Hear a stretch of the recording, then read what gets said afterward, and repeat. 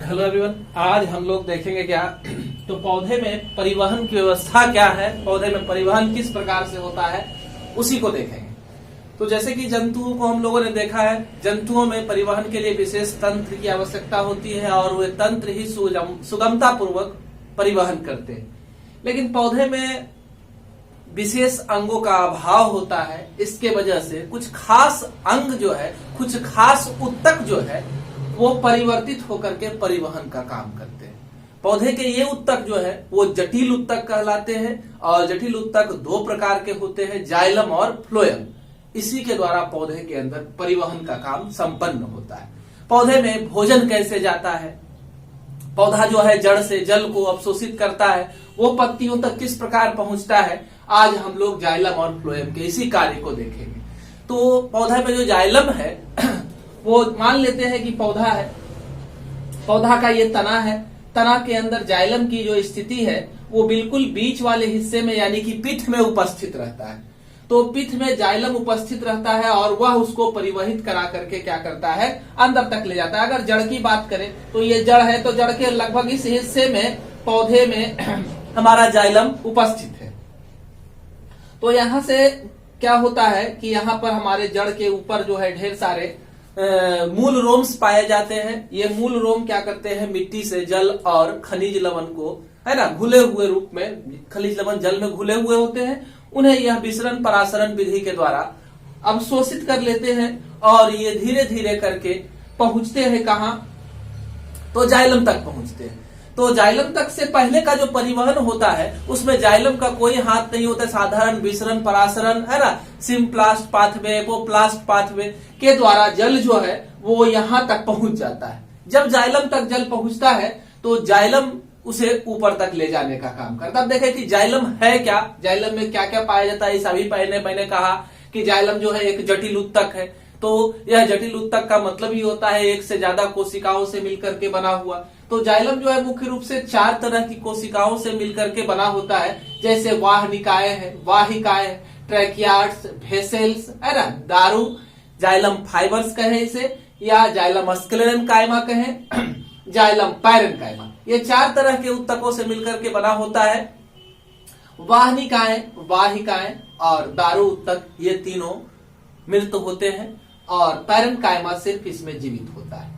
इस वजह से जाइलम को क्या कहा जाता है, मृत उत्तक भी कहा जाता है। दूसरा चीज है कि ये आप वाहनिकाएं और वाहिकाओं की रचनाओं को अगर देखेंगे कि ये किस तरह से होता है, तो ये लंबवत व्यवस्थित होते हैं। पौधे में एक के बाद दूसरा, दूसरा के बाद तीसरा, तीसरा के बाद चौथा, इस तरह से एक के ऊपर एक व्यवस्थित होते हैं। तो जो भी है ये वाहिकाएं और वाहनिकाओं की रचनाएं जो होती है, कुछ गड्ढेनुमा गर्ती होते हैं, कुछ जालवत होते हैं, है ना, और कुछ स्केलरी फॉर्म यानी सीढ़ी नुमा रचनाओं को रखते हैं। तो इसमें जहां तहां आप देख रहे हैं इस तरह से गड्ढा मौजूद है और अंतिम हिस्सा इसका जो है, वाहनिकाओं को अगर हम लोग देख रहे हैं तो अंतिम हिस्सा इसका नुकीला है। वाहिकाओं को आप देखें तो गड्ढा स्केलरी फॉर्म वगैरह तो इसमें भी पाया जा रहा है, लेकिन अंतर क्या है कि ये वाला हिस्सा जो है इसका टैपरिंग नहीं है ना, ये नुकीला नहीं है यह।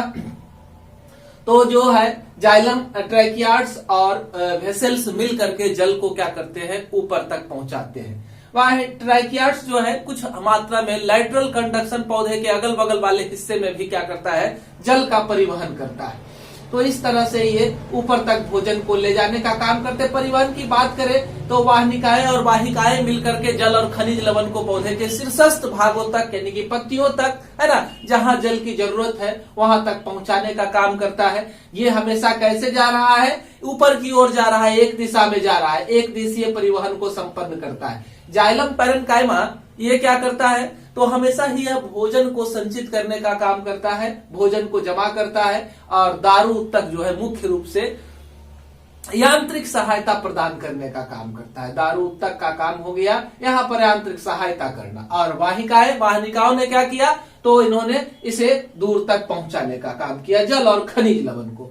तो हम लोगों ने देखा कि पौधे के अंदर जाइलम के द्वारा ही जल और खनिज लवण का परिवहन होता है। जड़ से, जड़ जो है मिट्टी से इसको सोखने के लिए, अवशोषित करने के लिए विसरण परासरण, है ना, और एपोप्लास्ट, सिम्प्लास्ट जैसे पाथवों का यूज करता है। जबकि अगर फ्लोएम को हम लोग देखें तो फ्लोएम में क्या है, फ्लोएम भी एक जटिल उत्तक है। यह भी 4 तरह के कोशिकाओं से मिलकर के बना होता है। फ्लोएम भी 4 तरह की कोशिकाओं से मिलकर के बना है ना। और इसमें क्या क्या है, तो इसमें चालनी नलिकाएं हैं, सह कोशिका है, फ्लोएम तंतु है, मृदु उत्तक है, ये 4 तरह के हैं। लेकिन इसकी व्यवस्था क्या थी, एक दूसरे के ऊपर से सवार थे, है ना, यानी कि लंबवत रचना को प्रस्तुत कर रहे थे। जबकि इसमें आप क्या देखेंगे कि यह जो है समानांतर क्रम में एक दूसरे के बाद मौजूद होता है, एक के बाद इस तरह से इस तरह से इस तरह से यह मौजूद होता है। तो मुख्य रूप से परिवहन का काम किसका है, तो चालनी नलिकाएं जो है परिवहन का मुख्य रूप से काम करती है। और हमारा सहायक कोशिका इसके काम में क्या करता है, मदद करने का काम करता है। सहायक कोशिका का कार्य क्या हुआ, तो यह इसके कार्य में मदद करता है। और जबकि फ्लोएम तंतु यहाँ पर भी फाइबर्स है, ये यहाँ पर भी आंतरिक सहायता प्रदान करने का काम करते हैं, दृढ़ता प्रदान करते हैं। और पैरेन्काइमा भोजन के स्टोरेज का काम करती है ना। तो इस तरह से, और इसमें परिवहन क्या है, मान लेते हैं यह फ्लोएम करता क्या है, पत्ती में बने भोजन का पौधे के विभिन्न भाग तक परिवहन करता है। तो यह क्या कर सकता है, तो ऊपर की ओर भी अगर भोजन की जरूरत है तो वहां भी भेज सकता है, अगर नीचे भोजन का जरूरत है तो उसको इस तरह से भी भेज सकता है। यानी कि इसमें परिवहन जो है वो सभी दिशा में होता है, लेकिन इसे द्विदिशीय लिखा जाता है। और व्यवस्था क्या हो गई, तो व्यवस्था हो गई कि यह समानांतर रूप में एक दूसरे पर व्यवस्थित होते हैं। दूसरी चीज क्या है, तो इसमें चालनी नलिका भी जीवित होती है, सह कोशिकाएं भी जीवित होती है, और मृदु उत्तक तो जीवित होता ही है। एक सिर्फ इसमें मृत है, तो 3 कोशिकाएं जीवित होने के वजह से फ्लोएम को क्या कहा जाता है, जीवित उत्तक भी कहा जाता है। ठीक है, तो इस तरह से आज हम लोगों ने देखा जाइलम और फ्लोएम का मुख्य रूप से कार्य क्या है, किस तरह से ये परिवहन करते हैं और किन किन उत्तकों से मिलकर के बने होते हैं। धन्यवाद।